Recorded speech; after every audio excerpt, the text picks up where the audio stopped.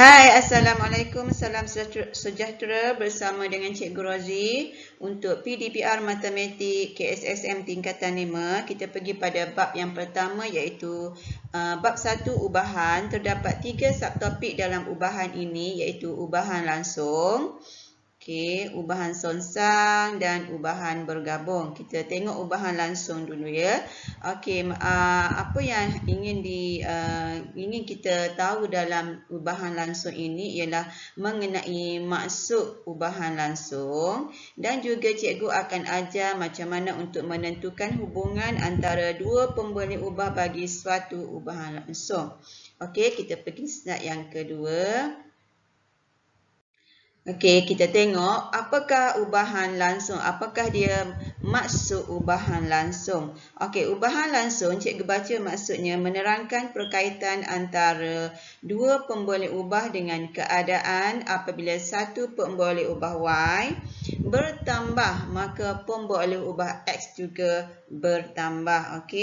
Dan kadar yang sama pada kadar yang sama dan sebaliknya. Hubungan ini juga ditulis sebagai Y berubah secara langsung dengan X. Macam ni dua pemboleh ubah Y dengan X. Kalau Y itu bertambah, X juga akan bertambah. Cikgu bagi contoh lain.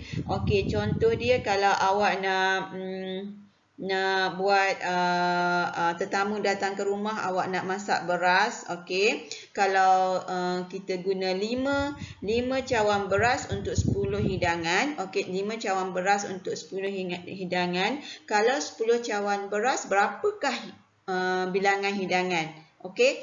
Jadi kat sini kalau 5 cawan beras 10 hidangan, kalau 10 cawan beras maka bilangannya ialah 20. Sebab 5 cawan beras 10 bilangan, dan kalau 10 cawan beras 20 hidangan. Maksudnya dia macam dia berkait lah, dia berubah secara langsung. So kita pergi pada contoh 1. Contoh 1 di sini. Jumlah gaji seorang pekerja sambilan sebagai jurujual berubah secara langsung dengan bilangan jam bekerja. Apakah pemboleh ubahnya di sini? Ialah gaji pemboleh ubah dan juga jam, bilangan jam bekerja. Kita ada dua pemboleh ubah. Pemboleh ubah pertama ialah gaji, jumlah gaji, dan pemboleh ubah yang kedua ialah bilangan jam bekerja. So A, nyatakan perubahan pada A, jumlah gaji jika bilangan jam bertambah 2 kali ganda. Apa akan jadi pada jumlah gaji dia kalau bilangan jam itu bertambah 2 kali ganda? Apa akan jadi?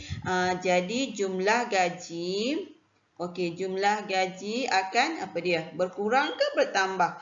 So kalau dia jam bertambah 2 kali ganda, jumlah gaji pun akan bertambah 2 kali ganda juga bertambah. Awak boleh lihat contoh dalam buku teks digital ya, kalau awak ada dah download, ada jawapan ni. 2 kali ganda. B pula, apa akan jadi? Apakah perubahannya jika jumlah gaji jika bilangan jam berkurang sebanyak 40%. Jumlah gaji jika bilangan jam berkurang sebanyak 40%. Apa akan jadi pada jumlah gaji? Juga jumlah gaji itu akan berkurang berapa persen? Dia ikut pada bilangan jam tadilah. Berkurang sebanyak 40% juga. Dia berkadar terus. C. Nyatakan perubahan juga pada bilangan jam jika bekerja jika jumlah gaji yang diterima adalah separuh daripada gaji asal. Apa akan jadi pada bilangan jam? Kalau dia separuh, jumlah gaji dia separuh daripada gaji asal. Jadi maka bilangan jam bekerja apa akan jadi? Separuh jugalah, adalah separuh Separuh daripada bilangan jam yang asal. Boleh? Okey, jadi maksudnya kat sini kalau kalau jumlah gaji dia diterima separuh daripada gaji asal, jadi bilangan jam yang dia bekerja adalah separuh daripada bilangan jam yang asal. Okey, boleh ya? So, cikgu terus pergi kepada latih kendiri 1.1a. Ini pelajar kena buat salin dan jawab dalam buku tulis panjang. Okey, cikgu bagi jawapan dan cikgu akan terangkan dulu latih kendiri 1.1a ni ya. Soalan 1, nilai rintangan bagi seutah dawai berubah secara langsung dengan nilai suhu. Okey, nyatakan perubahan pada. Okey, apakah pemboleh ubah di sini? Pemboleh ubah di sini ialah nilai rintangan. Satu, pemboleh ubah dia ialah nilai rintangan. Yang kedua, nilai suhu. Okey, pemboleh ubah yang pertama nilai rintangan, yang kedua nilai suhu. Ada dua pemboleh ubah. Okey. Okey, nyatakan perubahan pada nilai rintangan jika nilai suhunya bertambah 10%. Okey, apa jawapan dia? Jawapan dia ialah nilai rintangan jika nilai suhunya bertambah 10%. Apa akan jadi? Nilai rintangannya juga akan bertambah 10%. So, tulis nilai rintangan bertambah 10%. Okey, sebab apa dia nilai rintangan bertambah 10%? Dekat soalan ni, dekat dia punya dekat A ni, nilai suhunya bertambah 10%. So dia akan bertambah lah. Okey, B pula. Okey, nyatakan perubahan untuk B. Nilai rintangan, okey, dia tanya untuk nilai rintangan jika nilai suhu berkurang separuh daripada suhu asal. Jika nilai suhu berkurang separuh daripada suhu asal. Jadi maksudnya kat sini nilai rintangannya juga akan berkurang separuh daripada nilai rintangan yang asal. Okey. So apa jawapan kita? Nilai rintangan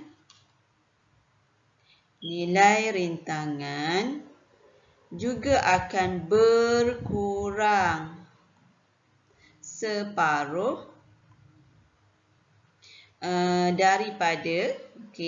daripada apa? Daripada nilai rintangan yang asal. Rintangan yang asal. Okey. Okey. Untuk C pula, nilai suhu jika nilai rintangan berkurang 1/4 daripada nilai rintangan yang asal. Samalah juga. Jadi nilai suhu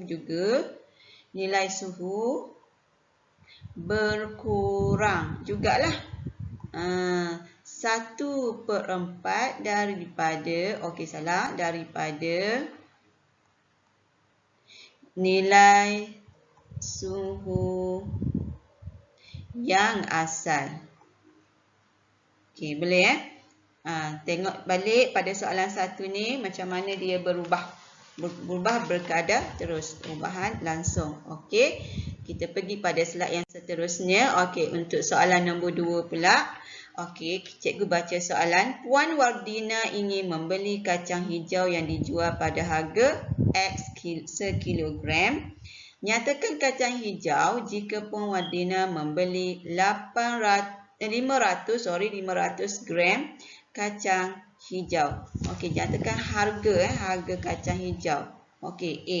Apakah harga kacang hijau? Tapi dekat kacang hijau ni dia bagi X sekilogram. Kalau dia beli 500 gram kacang hijau, maka separuh lah kan? Separuh kilogram lah, separuh daripada kilogram. Jadi awak perlu tulis harga berkurang. Tulisan cikgu tak berapa nak cantik bila guna pen tablet. Separuh daripada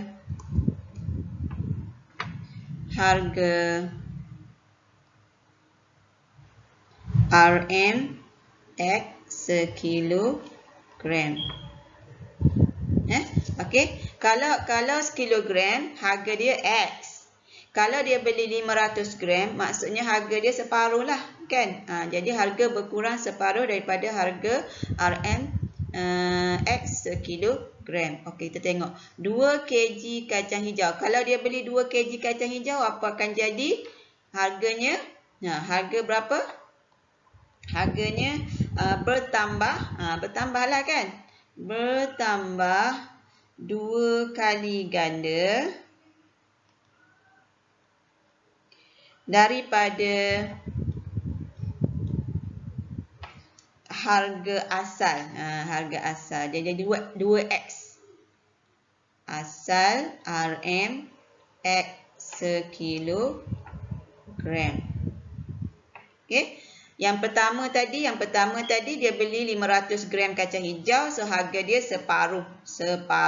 Yang kedua dia beli 2 kg kacang hijau, harga dia akan bertambah 2 kali ganda. Maksudnya kat sini 2X. Okey. Untuk soalan nombor 3 pula, kita tengok soalan nombor 3. Okey, jadual di bawah menunjukkan hubungan antara masa dengan bilangan botol jam yang dihasilkan di sebuah kilang. Okey, masa kalau 5 minit, bilangan botol yang dihasilkan 10. Kalau 10 minit, 20 botol. 15 minit, 30 botol. 20 minit, 40 botol. 25 minit, 50 botol. Okey, ini jadual yang diberi. Nyatakan perubahan pada bilangan botol jam yang dihasilkan apabila masa bertambah sebanyak 2 kali ganda lebih lama. Masa bertambah sebanyak 2 kali ganda lebih lama. Apa akan jadi pada bilangan botol? Jadi bilangan botol akan bertambah jugalah. Bilangan botol penghasilan. Penghasilan bilangan botol jam bertambah 2 kali ganda. 2 kali ganda lah sebab dia punya masa bertambah 2 kali ganda. Okey, B pula.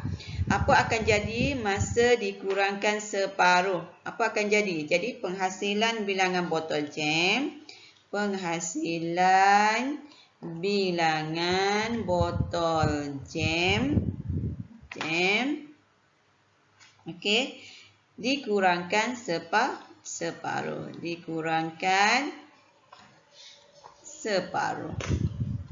Sebab masa tu separuh, jadi penghasilan botol pun dikurangkan separuh lah.